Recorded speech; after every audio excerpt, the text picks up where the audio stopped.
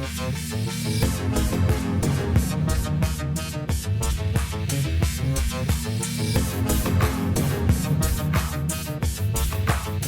Sciforror Film Podcast.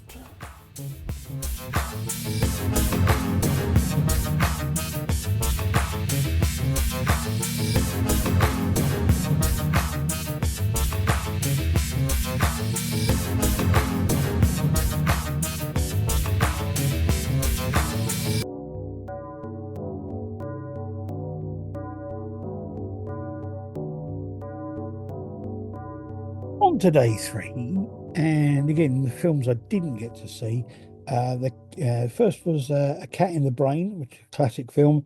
Cat People, another classic film. The Tenant, a classic film. The Busby and Me, a new independent documentary.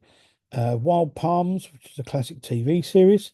Zombie Flesh Eaters, a classic film. Repeat of Sweeney Todd the Demon Barber of Fleet Street, a classic film. Repeat of All This Time, which is a new indie. Repeat of Threads, the classic TV film. First Bite is the Deepest, which was a new indie film. And then they repeated the short film showcase from day 1, which was the one I'd seen. They also had The House by the Cemetery, which is a classic film. Invasion of the Body Snatchers, again a classic film. Man Bites Dog, another classic film. Razorblade Smile, classic film. Don't Torture a Duckling, which is a classic film. Halloween Tales, which is a new indie film. And repeat of Metropolis, which is a classic film.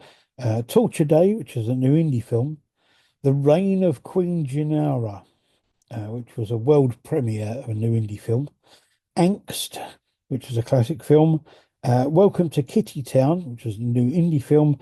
And Simon Says, which was a new indie film. So the films I did see, again, I started with shorts, and I watched Inferis, which is a thing about a night watchman. It was a short film. It looked good, but it didn't really do much for me. Then there was a film called Polymorphia, which had some very interesting camera effects. It's like a therapy doctor, the man in bandages. The doctor doesn't seem to care. It had a very odd ending. It's kind of was about self-image, and it was really good because it was a really different sort of film. I really liked that. Then Insomnium, some friends hiking in bad weather. There's some good camera work, some good look. There's a strange object in the woods, like a sort of totem thing. The guy starts having visions. It's a bit long, but it's not a bad film. Then Maureen, which was a self-tape monologue, basically, about a gay guy and his relationship. It didn't really do anything for me, I've got to say. Then there was Skulk. There's people alone, somebody alone in the house. There's some strange noises, and then they see someone outside watching them, and there's voices. And so it's a good film. It worked quite well. Then Finger Food. This was odd. It starts off with photos of a cupboard with blood running down it. It's a house share, and there's a strange guy, and one of the guys sharing the house sees a finger in the fridge. Some of this is black and white, and they sit down for this meal. These two guys who are sharing the house sit down for this meal, and I couldn't work out if the meat the guy was eating was supposed to be human or not. It was pretty good. It was not great, but pretty good. Then there was Trapped. This was a film about lockdown and about abuse during lockdown. It's about dad and a daughter, and I couldn't work out whether she was remembering abuse that he'd done before, or if the abuse was taking place there and then. It is a slightly disturbing watch and a slightly hard film to watch if you've ever suffered anything like that, but it was very good. Then there's Breakfast, which is another one that I think I've seen before. It's about a guy's morning routine and about he seems to be being haunted or possessed at different times. It's well acted. It's quite amusing in some places. It works really well. Okay. The next film was a feature film. It was The Wrath of Thorn. Begins with black and white, very gothic satanic ritual, a good thing. This is about this is a film about a character that has been in a few other films, like slasher house films, which was there was one in last year's thing. It's well made, well acted. There's some good action scenes, good story. It's a little bit slow in places, but all in all, it's a pretty good film. I enjoyed it. I thought it was quite a good, decent new um, indie film that was kind of works well. The next film is was an anthology film called Horoscopes, Volume 3, Dark Zodiac.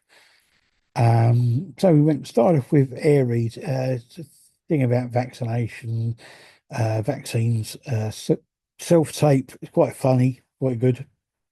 Then Taurus, which was about remembered child abuse, a stressed out mum that kills the baby. Uh, then Gemini, which was about boyfriend and girlfriend who were joggers. Um, uh, jealous girlfriend,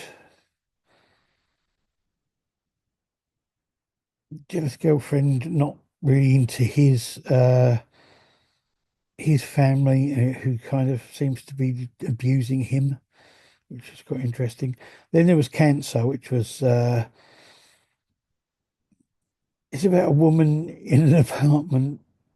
There's a beetle that she tries to get rid of, and every time she attacks the beetle, she hurts herself. And there's Leo, is a woman. Yeah, it starts off with a woman on an urn scattering ashes. Uh, then there's a lawyer with a will, and she ends up. This woman ends up trapping the lawyer in a web and feeds off him and gets younger. And there was Virgo, which is an ancient talisman. A woman gets kind of zapped by it. Um, and then, uh, yeah, there's the man in a photo studio. There's a female who is she comes out of the talisman. She's like a siren. It's a bit odd, but it's interesting. Then there's Libra, which is there's a woman, a couple who try to watch TV, and there's loud music next door from a band. They do a kind of ritual, satanic almost ritual to get success, which ends up causing a an outbreak of cannibalism. Um, then there's Scorpio, which is it's about drugs and uh, abusing women, and the sound on that was a bit low, but it was okay. Sagittarius, which was about I don't really know what it's about. People seem to be driving through small towns on holiday. They went to Niagara Falls, and I have no idea really, other than that. Capricorn was about a hiker in Ireland who finds out about this ancient Irish goddess who's calling to the hiker, and the hiker seems a bit mad. Aquarius, this is the one I thought this was really good. There's a woman running from something, hiding in shadows. She's hearing strange voices, and there's a strange creature, and it's like a demon, and a man finds her, but then the demon attacks him through her, which was quite well done. And then Pisces, which is a young woman trying to phone somebody, uh, phones another friend about tarot cards that get sent to her, and she does the cards, sees odd visions and hears voices, and then she gets taken over and ends up sending the cards on to another friend, which is okay. So on the whole, that whole anthology film was pretty good. I then took a bit of a break from reviewing things, and I went to see The Shuttered Room, which was is a classic film, and um, it is well worth watching if you've never seen it. It's uh, it's got Gig Young and Oliver Reed in it, and it's based on a story by August Derleth and H.P. Lovecraft. And it's just a very interesting and very well made film. I really like it. I've always liked that film. So I saw it years and years ago, and it was just nice to sit and watch that, something different. Then I watched some more late night shorts, and I started off with The Domestication of Vampires in Essex. Now, this starts off in what looks like it could be a nail bar or some kind of sex club, strip club. And you get some very Essex girls get out of a cab, and it's actually one of their houses, and they find this goth girl sitting outside. And they take her into the house, and she turns out to be a vampire. It's a good, fun film, and it works really well. It is really quite funny. Then the next film was called The Dead of Winter. Um, this guy goes into an alleyway and sees somebody laying in the alley. Um, the guy asks for help, and this guy ignores him and goes home. So he sees himself, or he sees the alleyway on the TV, and he's haunted by the man from the alley. And then he goes outside because he thinks he sees him out there, and ends up dying outside in the garden. Quite good. Then there was a film called Cul-de-sac. People moving into a new house, and it's a very strange, weird neighbours. The neighbours are giving them these weird brownies that give them super energy. And the neighbours are really odd, and the brownies are made from something like you really have to see the film. That well, what it was made from, I was really not expecting, but it works well. It's quite funny. Um, the next one was called One Cut of the Living Dead. And it starts with a sex scene, and the guy sees zombies. Then they disappear, and he had more sex, and then you see zombies again, and that happens two or three times. And then the zombie joins in having sex with them, and then for some bizarre reason, this old witch turns up watching them, and they're all doing it together. And it is just a very, very strange Japanese short film. Well, that was the end of day three. So,